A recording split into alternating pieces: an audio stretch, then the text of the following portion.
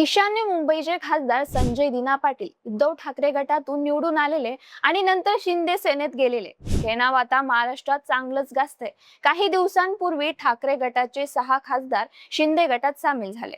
त्यात संजय दिना पाटलांचाही समावेश होता। पक्षप्रवेश केल्यापासून त्यांना सोशल मीडियावर आणि इतर माध्यमांवर सतत अपमान सहन करावा लागत होता।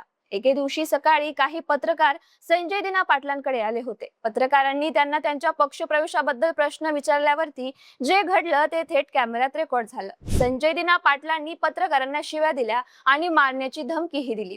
पोलिसांसमोर उभं राहूनच ते म्हणाले, यापुढे माझ्याकडे आलात तर मार खाणार, एवढंच नाही तर कमिशनरकडे जा आणि तक्रार करा, व्हिडिओ रेकॉर्ड करा असंही ते म्हणाले। जणू त्यांना कोणाचीही भीती नाही। हा व्हिडिओ सोशल मीडियावर आगीसारखा पसरला। लोक संतापले, विरोधक सरकारवर तुटून पडले। ठाकरे गटाच्या सुषमा अंधारे म्हणाल्या, जोपर्यंत आमच्या सोबत होते तोपर्यंत शिस्तीत होते, पक्षप्रवेशानंतर अवघ्या 3 दिवसात हे बदलले।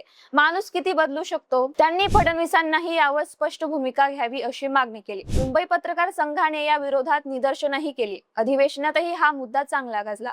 25 जून रोजी मुख्यमंत्री देवेंद्र फडणवीस आणि उपमुख्यमंत्री एकनाथ शिंदे यांच्यात खास बैठक झाली। फडणवीसांनी या प्रकरणावर तीव्र नाराजी व्यक्त केली आणि अशा खासदारांना कठोर शब्दात समज द्यावी असं सुनावलं।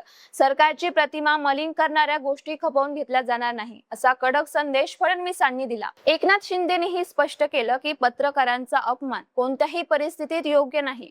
त्यांनी संजय दिना पाटलांना माफी मागण्याचा सल्ला दिला आणि मग अखेर संजय दिना पाटलांनी व्हिडिओ काढला, ज्यात त्यांनी सांगितलं, शिंदे सेनेत प्रवेश केल्यापासून आपल्याला सतत अपमानित केलं जात होतं। तो सगळा त्रास आपण सहन केला, पण आपल्या कुटुंबाला, मुलीला, पत्नीला, आईला या वादात ओढलं जात असेल तर मात्र संयम तुटतो असं त्यांनी सांगितलं। माझ्याकडून काही अपशब्द निघाले त्या सर्व पत्रकारांची आणि संपूर्ण पत्रकार बंधू भगिनींची मी जाहीरपणे माफी मागतो। पक्षाबद्दलचा ताण, सोशल मीडियावरचा सतत मारा आणि कुटुंबाला लक्ष केल्याची भावना या सगळ्यांचा उद्रेक चुकीच्या जागी झाल्यामुळे वाद झाला आणि अखेर संजय दिना यांना माफी मागावी लागली।